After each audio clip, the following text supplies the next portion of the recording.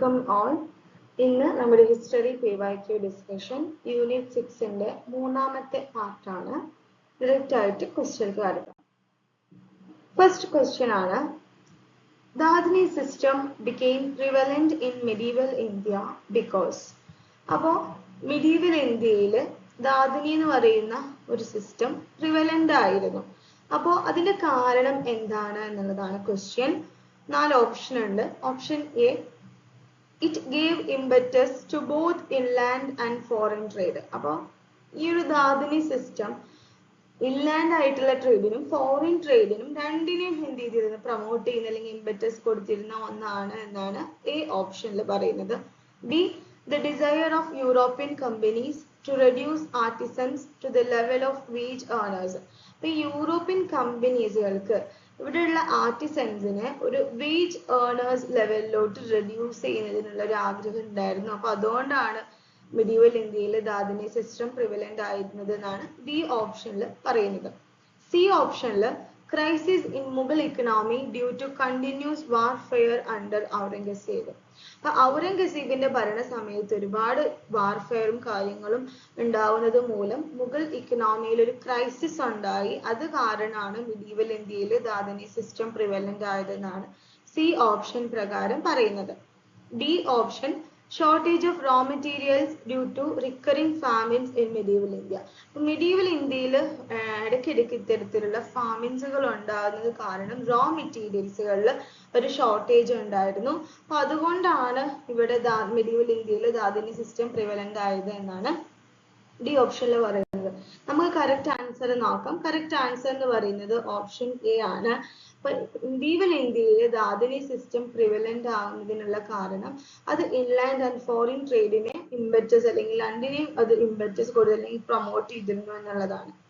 But during the Mughal Empire, trade and commerce flourished, and the Dadini system was a way for loans to be given to merchants and artisans. അപ്പോൾ മുഗൾ എംപയറിന്റെ സമയത്ത് ഈ ഒരു ട്രേഡും കൊമേഴ്സും നല്ല രീതിയിൽ flourish ചെയ്തിട്ടുണ്ടായിരുന്നു. അതുകൊണ്ട് തന്നെ അവിടെ ഉണ്ടായിരുന്ന ഒരു സിസ്റ്റം ആയിരുന്നു ദാദിനി സിസ്റ്റം. ഈ ദാദിനി സിസ്റ്റം അവിടെ ഉണ്ടായിരുന്ന മെർച്ചൻസിനും ആർട്ടിസൻസുകളൊക്കെ ലോൺ കൊടുക്കുന്ന ഒരു വേ ഓഫ് ലോൺ കൊടുക്കുന്ന ഒരു സിസ്റ്റം ആയിരുന്നു.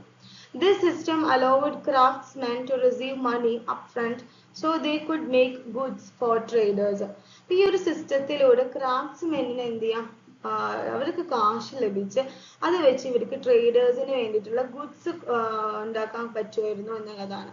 The borrowed money was in the form of goods on ships headed to a specific destination. അപ്പൊ ഈ ദാദിനി സിസ്റ്റത്തിൽ നമ്മൾ ഈ ബോറോവഡ് മണി എന്ന് പറയുന്ന ആ ഒരു അത് ഏത് രീതിയിലാ ഗുഡ്സിന്റെ ഫോമിലായിരുന്നു. ഗുഡ്സുകൾ ഓരോ സ്പെസിഫിക് ഡെസ്റ്റിനേഷനുകളിലോട്ട് കപ്പലുകൾ അയച്ചു കൊടുക്കുന്ന രീതിയിലായിരുന്നു ഈ ഒരു ബോറോവഡ് മണി എന്ന് പറയുന്നത്. ദാദിനി സിസ്റ്റം വളരെ പോപ്പുലർ ആയിരുന്നു കാരണം അത് ഡൊമസ്റ്റിക്കും ഫോറിൻ ട്രേഡിനെയും അത് നല്ല രീതിയിൽ പ്രൊമോട്ട് ചെയ്യാനും ബൂസ്റ്റ് ചെയ്യാനും ഹെൽപ്പ് ചെയ്തിട്ടുണ്ടായിരുന്നു. However, the lenders charged a higher interest rate because of the risk involved with lending money in this way. അത് മാത്രമല്ല ഈ ദാദിനി സിസ്റ്റം പ്രകാരം ലെൻഡേഴ്സിന് നല്ല ഇൻട്രസ്റ്റ് റേറ്റ് ഉണ്ടായിരുന്നു. കാരണം നമ്മൾ മണി ഈ ഒരു രീതിയിൽ ലെൻഡിങ്ങിന് കൊടുക്കുന്നതുകൊണ്ട് തന്നെ ഒരുപാട് റിസ്ക് ഫാക്ടേഴ്സുകൾ ഉള്ളതുകൊണ്ട് നല്ല ഇൻട്രസ്റ്റ് റേറ്റും ഉണ്ടായിരുന്നു എന്നുള്ളതാണ്. Then second question ആണ്, consider the following statement concerning artisans settlement and organizations in South India. അപ്പോൾ സൗത്ത് ഇന്ത്യയിലെ ആർട്ടിസൻസിന്റെ സെറ്റിൽമെന്റുകളും ഓർഗനൈസേഷൻസുകളെയും കൺസേൺഡ് ആയിട്ടുള്ള കുറച്ച് സ്റ്റേറ്റ്മെന്റ്സുകൾ തന്നിട്ടുണ്ട്. അതിൽ ഏതൊക്കെയാണ് കറക്റ്റ് ആയിട്ടുള്ള സ്റ്റേറ്റ്മെന്റ് എന്നാണ് ക്വസ്റ്റ്യൻ. നമുക്ക് നോക്കാം, ഒരു സ്റ്റേറ്റ്മെന്റ് നോക്കാം. A, artisan settlement alongside the Coromandel coast were autonomous and free from any control.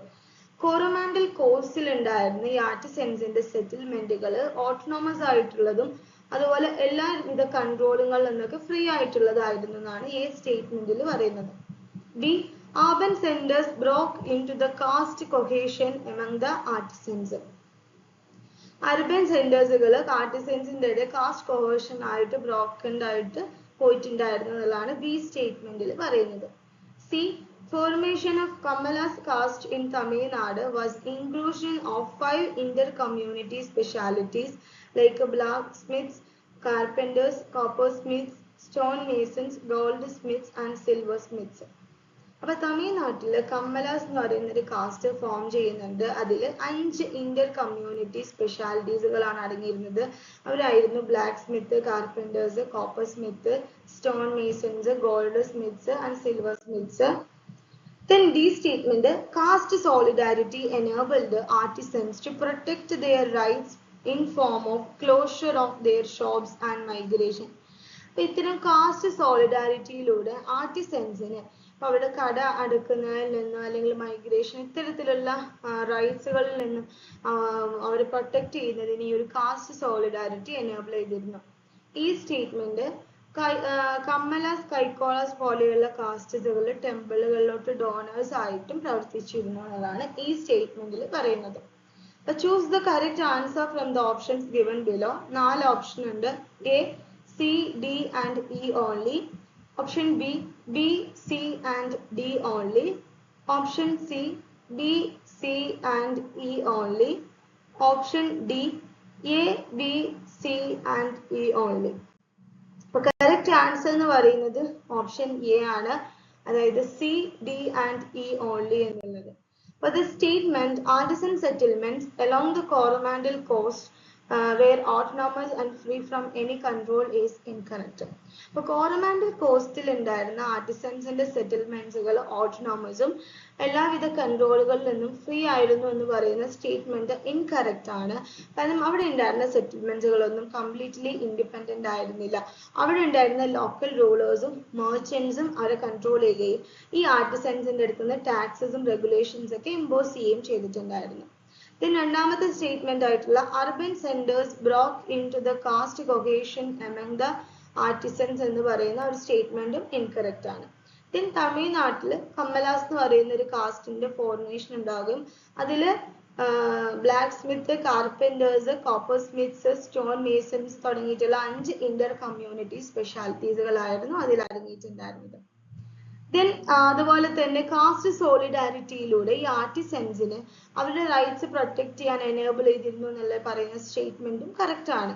സോളിഡാരിറ്റിയിലൂടെ ഈ കമ്മ്യൂണിറ്റീസുകൾക്ക് അവരുടെ ഇക്കണോമിക് പൊളിറ്റിക്കൽ ആയിട്ടുള്ള പവർ അസേർട്ട് ചെയ്യുന്നതിന് ഏബിൾ ആക്കിയിരുന്നു. അതുപോലെ തന്നെ അവർക്ക് ഒരു ബെറ്റർ വർക്കിംഗ് കണ്ടീഷൻസ് ഉണ്ടാക്കുന്നതിനും സഹായിക്കുന്നുണ്ട്. ആൻഡ് ഫൈനലി ഈ കമ്മലാസ്, കൈക്കോളാസ് എന്ന് പറയുന്ന കാസ്റ്റസുകൾ ടെമ്പിൾസുകളിലെ ഡോണേഴ്സ് ആയിട്ടും ആക്ട് ചെയ്തിരുന്നു എന്നുള്ളതും ഒരു കറക്റ്റ് ആയിട്ടുള്ള സ്റ്റേറ്റ്മെന്റ് ആണ്. അപ്പോൾ ഇത്തരം കമ്മലാസ്, കൈക്കോളാസ് തുടങ്ങിയിട്ടുള്ള കാസ്റ്റസുകൾ ഈ റിലീജിയസ് ആയിട്ടുള്ള ഇൻസ്റ്റിറ്റ്യൂഷൻസുകൾ സപ്പോർട്ട് ചെയ്യുന്നതിലൂടെ ഈ ആർട്ടിസൻ കമ്മ്യൂണിറ്റീസിന് ഒരു സോഷ്യലി അതുപോലെ കൾച്ചറലി ഒരു പൊസിഷൻ ലഭിക്കുകയും ഇവരുമായിട്ടുള്ള ഇത്തരം സമൂഹത്തിലെ ഡോമിനന്റ് ആയിട്ടുള്ള റിലീജിയസ് ഇൻസ്റ്റിറ്റ്യൂഷൻ പോലെയുള്ള ഡോമിനന്റ് ഗ്രൂപ്പുകളുമായിട്ടൊരു റിലേഷൻഷിപ്പ് സ്ട്രെങ്തൻ ചെയ്യുന്നതിലൂടെ സോഷ്യൽ ഹൈറാർക്കിയിൽ ഈ ആർട്ടിസൻസിന്റെയും ഒരു പൊസിഷൻ ഒന്നുകൂടെ ഒരു മുകളിലോട്ട് വരാനും അതൊന്നുകൂടെ സോളിഡിഫൈ ചെയ്യാനും ഇവർ ഹെൽപ്പ് ചെയ്യുന്നുണ്ട് എന്നുള്ളതും കറക്റ്റ് ആയിട്ടുള്ള സ്റ്റേറ്റ്മെന്റ് ആണ്. മൂന്നാമത്തെ ക്വസ്റ്റ്യൻ ആണ്, ഇൻ റിഗാർഡ് ടു ഭക്തി movement which of the following statements are correct? ഭക്തി മൂവ്മെന്റുമായി ബന്ധപ്പെട്ടിട്ടുള്ള താഴെ ചില സ്റ്റേറ്റ്മെന്റ്സുകൾ തന്നിട്ടുണ്ട്. ഇതിൽ ഏതൊക്കെയാണ് കറക്റ്റ് ആയിട്ടുള്ള സ്റ്റേറ്റ്മെന്റ്സ് എന്നാണ് ക്വസ്റ്റ്യൻ. ഓരോ സ്റ്റേറ്റ്മെന്റ് നോക്കാം. A, Ramanujan wrote devotional poems and inspired the spread of devotional Vaishnavism among the masses. Ramanujam അത്തരം ഡിവോഷണൽ പോയംസുകൾ എഴുതിയിരുന്നു. അദ്ദേഹം ആളുകൾക്കിടയിൽ വൈഷ്ണവിസം അല്ലെങ്കിൽ വൈഷ്ണവിസം സ്പ്രെഡ് ചെയ്യുന്നതിന് ആളുകളുടെ ഇടയിൽ സ്പ്രെഡ് ചെയ്യുന്നതിന് അദ്ദേഹം ഇൻസ്പയർ ചെയ്യുകയും ചെയ്തിട്ടുണ്ട് എന്നുള്ളതാണ് ഈ സ്റ്റേറ്റ്മെന്റിൽ പറയുന്നത്. B, Basava advocated tantric practices and temples rituals to foster the anti-Brahmin Lingayat movement. അപ്പോൾ ബാസവ ആന്റി-ബ്രാഹ്മിൻ ലിംഗായത്ത് മൂവ്മെന്റിനെ ഫോസ്റ്റർ ചെയ്യുന്നതിന് വേണ്ടിയിട്ട് തന്ത്രിക് പ്രാക്ടീസുകളും ടെമ്പിൾ റിച്വൽസുകളും പെർഫോം ചെയ്തിരുന്നു എന്നുള്ളതാണ് ബി സ്റ്റേറ്റ്മെന്റിൽ പറയുന്നത്. C, Vallabhacharya created awareness about the importance of Krishna bhakti. Krishna ഭക്തിന്റെ ഇമ്പോർട്ടൻസിനെ കുറിച്ച് വല്ലഭാചാര്യ ഒരു അവയർനെസ് ക്രിയേറ്റ് ചെയ്തിരുന്നു എന്നുള്ളതാണ് സി സ്റ്റേറ്റ്മെന്റിൽ പറയുന്നത്. D, Ramdas popularized the worship of Vishnu is his Avatar as. അപ്പൊ രാംദാസ് വിഷ്ണുവിന്റെ വേർഷിപ്പിങ്ങിനെ എന്ത് ചെയ്തിരുന്നു? പോപ്പുലറൈസ് ചെയ്തിരുന്നു എന്നാണ് പറയുന്നത്. ഈ നാംദേവ ഒരു ബംഗാളിലെ ഫേമസ് സെയിന്റ് ആയിരുന്നു എന്നാണ് ഈ സ്റ്റേറ്റ്മെന്റിൽ പറയുന്നത്. 4 ഓപ്ഷൻ ആണുള്ളത്. Option A B C D only. Option B A C D E only. Option C B C D E only. Option D A D E only. Correct answer എന്ന് പറയുന്നത് option A ആണ്. അതായത് A B C D only. ആദ്യത്തെ 4 സ്റ്റേറ്റ്മെന്റുകളും correct ആണ്. അവസാനത്തെ ഒരു statement മാത്രമാണ് തെറ്റായിട്ടുള്ളത്. നമുക്ക് ഡീറ്റെയിൽ ആയിട്ട് എന്ത് ചെയ്യാം നോക്കാം. രാമാനുജ 12th century വൈഷ്ണവൈറ്റ് സെയിന്റ് ആയിരുന്നു അദ്ദേഹം. And was instrumental in spreading the concept of bhakti or devotion to God, particularly among the masses. ആളുകൾക്കിടയിൽ ഭക്തി അല്ലെങ്കിൽ ദൈവത്തിനോടുള്ള ഒരു ഡിവോഷൻ എന്ത് ചെയ്യണം ഉണ്ടായിരിക്കണം എന്നുള്ള ഒരു കോൺസെപ്റ്റ് ആളുകളുടെ ഇടയിൽ സ്പ്രെഡ് ചെയ്തതിൽ വളരെയധികം ഇമ്പോർട്ടൻ്റ് ആയിട്ടുള്ള ഒരാളാണ് Ramanujan. He wrote devotional poems that inspired the growth of the Vaishnavism movement in South India. അദ്ദേഹം ഒരുപാട് ഡിവോഷണൽ പോയംസുകൾ എഴുതിയിട്ടുണ്ട്. ആൻഡ് ഈ ഡിവോഷണൽ പോയംസുകളെല്ലാം സൗത്ത് ഇന്ത്യയിലെ വൈഷ്ണവിസം മൂവ്മെന്റിന്റെ ഗ്രോത്തിൽ ഇൻസ്പയർ ചെയ്തിട്ടുള്ള പോയംസുകളായിരുന്നു. Then Basava, a 12th century Lingayat saint, advocated for tantric practices and temple rituals to foster the anti-Brahmin Lingayat movement. അപ്പോൾ ബാസവ ഒരു 12th centuryയിലെ ഒരു Lingayat Saint ആണ്. അദ്ദേഹം ഇത്തരത്തിലുള്ള ആന്റി ബ്രാഹ്മിൻ ലിംഗായത്ത് മൂവ്മെന്റിനെ ബ്രാഹ്മിൻസുകൾക്ക് എതിരായിട്ടുണ്ടായിരുന്ന ഒരു മൂവ്മെന്റ് ആണ് ഈ ആന്റി ബ്രാഹ്മൺ ലിംഗായത്ത് മൂവ്മെന്റ് എന്ന് പറയുന്നത്. ഈ മൂവ്മെന്റിനെ ഫോസ്റ്റർ ചെയ്യുന്നതിന് വേണ്ടിയിട്ട് താന്ത്രിക് പ്രാക്ടീസസുകളും അതുപോലെ തന്നെ ടെമ്പിൾ റിച്വൽസുകളും ഒക്കെ അദ്ദേഹം അഡ്വക്കേറ്റ് ചെയ്തിരുന്നു എന്നുള്ളതാണ് പറയുന്നത്. And his teachings focused on individual spirituality and community service. ഈ ബാസവേന്റെ ടീച്ചിങ്സുകൾ പ്രധാനമായിട്ടും ഇൻഡിവിജ്വൽ ആയിട്ടുള്ള ഒരു സ്പിരിച്വാലിറ്റിയിലാണ് ഫോക്കസ് ചെയ്തിരുന്നത്, അതുപോലെ തന്നെ കമ്മ്യൂണിറ്റി സർവീസിലും.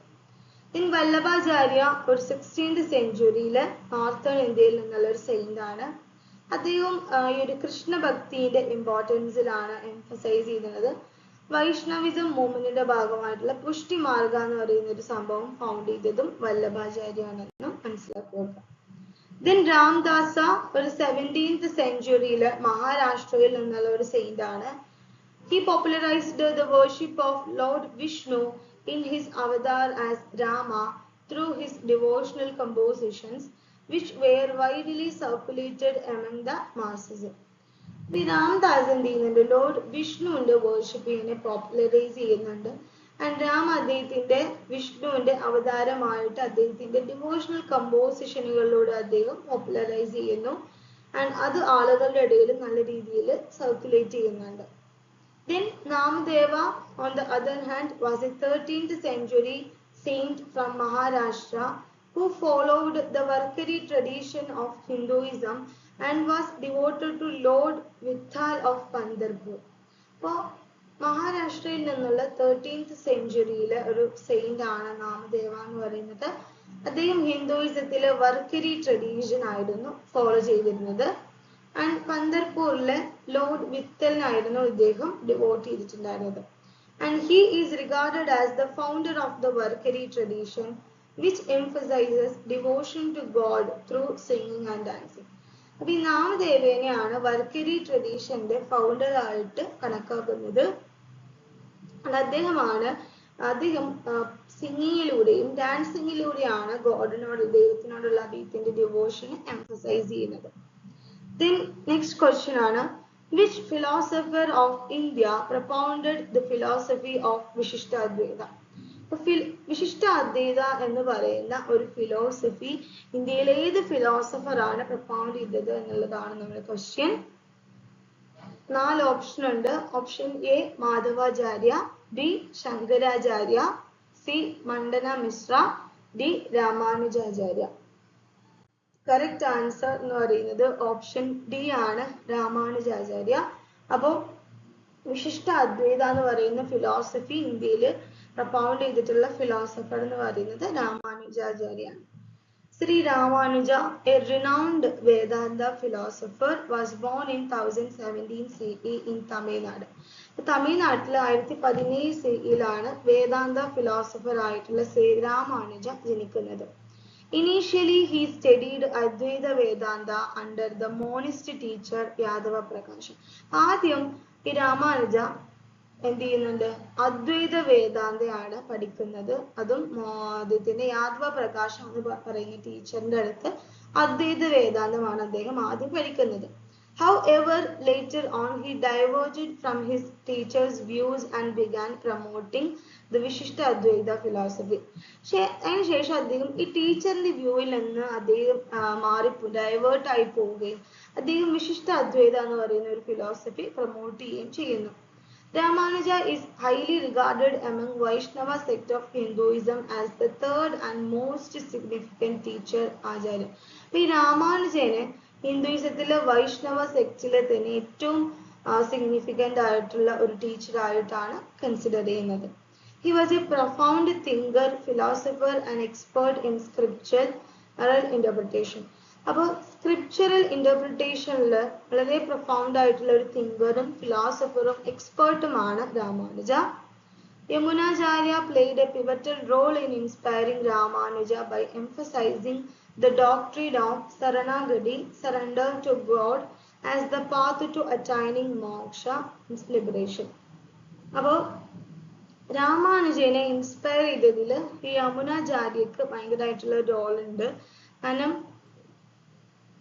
രാമാനുജാചാര്യനെ ഈ ലിബറേഷൻ അല്ലെങ്കിൽ മോക്ഷ അറ്റൈൻ ചെയ്യുന്നതിനുള്ള ഒരു പാത്ത് വഴി എന്ന് പറയുന്നത് ഗോഡിൽക്കുള്ള സറണ്ടർ ആണ്. അപ്പൊ ആ ഒരു ഗോഡിൽക്കുള്ള സറണ്ടറിനെയാണ് ശരണാഗതി എന്ന് പറയുന്നത്. ആ ഒരു ഡോക്ടറിൻ എംഫസൈസ് ചെയ്തുകൊണ്ട് രാമാനുജനെ ഇൻസ്പയർ ചെയ്തതിൽ യമുനാചാര്യക്ക് ഭയങ്കരമായിട്ടുള്ള ഒരു റോൾ ഉണ്ട്. Ramanuja's contributions include writing the Vishishta Advaita Bhasya, a commentary on Vyasa's Brahma Sutras, and perpetuating the teachings of Parasara, the author of Vishnu Purana. രാമാനുജന്റെ കോൺട്രിബ്യൂഷൻസ് പറയുമ്പോൾ അദ്ദേഹം എഴുതിയിട്ടുള്ളതാണ് വിശിഷ്ട അദ്വൈത ഭാസ്യ എന്ന് പറയുന്നത്.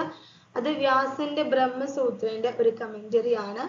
ആൻഡ് അതുപോലെ തന്നെ perpetuating the teachings of Parasara, the author of Vishnu Purana. Vishnu പുരാണത്തിന്റെ author ആയിട്ടുള്ള പരശുരന്റെ ടീച്ചിങ്സുകളെയും അദ്ദേഹം perpetuate ചെയ്യുന്നുണ്ട്. Then നമ്മുടെ ലാസ്റ്റ് ക്വസ്റ്റ്യൻ ആണ്, who among the following Sikh gurus placed before his followers the ideal of a householder saint? അപ്പൊ താഴെ നമുക്ക് കുറച്ച് സിഖ് ഗുരുസുകൾ തന്നിട്ടുണ്ട്. അതിൽ ഏത് സിഖ് ഗുരു ആണ് അദ്ദേഹത്തിന്റെ അവരുടെ ഫോളോവേഴ്സിനെ ഹൗസ് ഹോൾഡർ സെയിന്റ് എന്ന് പറയുന്ന ഒരു ഐഡിയൽ അവരുടെ ഫോളോവറിന്റെ മുന്നിൽ പ്ലേസ് ചെയ്തിട്ടുള്ളത്? ഏത് സിഖ് ഗുരു ആണ് എന്നുള്ളതാണ് ക്വസ്റ്റ്യൻ. 4 ഓപ്ഷൻ ഉണ്ട്. A Guru Anand, B Guru Amardas, C Guru Hargobind, D Guru Harkishan. Correct answer എന്ന് പറയുന്നത് ഗുരു അമർദാസ് ആണ് ഈ ഒരു ഇതിന്റെ ഫോളോവേഴ്സിന്റെ മുന്നിൽ ഹൗസ് ഹോൾഡർ സെയിന്റ് എന്നൊരു ഐഡിയ പ്ലേസ് ചെയ്തത്. ഗുരു അമർദാസ് placed before his followers the ideal of a householder saint. അപ്പൊ ഗുരു അമർദാസ് ആണ് അവരുടെ ഒരു ഫോളോവറിന്റെ മുന്നിൽ ഹൗസ് ഹോൾഡർ സെയിന്റ് എന്ന് പറയുന്ന ഒരു ഐഡിയൽ പ്ലേസ് ചെയ്യുന്നത്. He emphasized the importance of leading a spiritual life while fulfilling responsibilities as a householder. അപ്പോൾ ഇദ്ദേഹമാണ് ഒരു സ്പിരിച്വൽ ലൈഫ് ലീഡ് ചെയ്യുന്നതോടൊപ്പം തന്നെ ഒരു ഹൗസ് ഹോൾഡർ എന്നുള്ള രീതിയിലുള്ള റെസ്പോൺസിബിലിറ്റീസ് ഫുൾഫിൽ ചെയ്യുന്നതിന് ഇമ്പോർട്ടൻസിനെ എംഫസൈസ് ചെയ്യുന്നത്. Guru Amardas promoted the concept of equality. Guru Amardas equality എന്ന് പറയുന്ന ഒരു കോൺസെപ്റ്റ് പ്രൊമോട്ട് ചെയ്യുന്നുണ്ട്. അതുപോലെ അദ്ദേഹം കാസ്റ്റ് സിസ്റ്റം അദ്ദേഹം അബോളിഷ് ചെയ്യുന്നുണ്ട്. വിമൻ സ്റ്റാറ്റസ് കുറച്ചുകൂടി അപ്ലിഫ്റ്റ് ചെയ്യണം എന്നുള്ള രീതിയിൽ ഗുരു അമർദാസ് ശ്രമിക്കുന്നുണ്ട്. And established practices such as langar, അതായത് കമ്മ്യൂണൽ മീൽ എന്ന് പറയുന്ന ലങ്കാർ എന്ന് പറയുന്ന ഒരു പ്രാക്ടീസ് അദ്ദേഹം എസ്റ്റാബ്ലിഷ് ചെയ്യുന്നുണ്ട്. മഞ്ജിസ് അതായത് അഡ്മിനിസ്ട്രേഷൻ സിസ്റ്റം അദ്ദേഹം പ്രൊമോട്ട് ചെയ്യുന്നുണ്ട്. ഈ സിഖ് കമ്മ്യൂണിറ്റിനെ സ്ട്രെങ്തൻ ചെയ്യുന്നതിന് വേണ്ടിയിട്ട് ഇത്തരം കാര്യങ്ങളൊക്കെ അദ്ദേഹം ചെയ്യുന്നുണ്ട്. And his teachings focused on living a righteous life within the context of family and society. ഫാമിലിന്റെയും സൊസൈറ്റിന്റെയും കോണ്ടെക്സ്റ്റിൽ നിന്നുകൊണ്ട് തന്നെ ഒരു റൈറ്റിയസ് ലൈഫ് ജീവിക്കുക എന്നുള്ളതാണ് അദ്ദേഹത്തിന്റെ ടീച്ചിങ്സുകൾ ഫോക്കസ് ചെയ്തിട്ടുണ്ടായിരുന്നത്. അപ്പോൾ ഇത്രയും കാര്യങ്ങളാണ് നമ്മൾ ഈ ഒരു സെഷനിൽ ഡിസ്കസ് ചെയ്യുന്നത്. യൂണിറ്റ് 6 മറ്റു PYQs നമുക്ക് നെക്സ്റ്റ് ഒരു സെഷനിൽ ഡിസ്കസ് ചെയ്യാം. Thank you.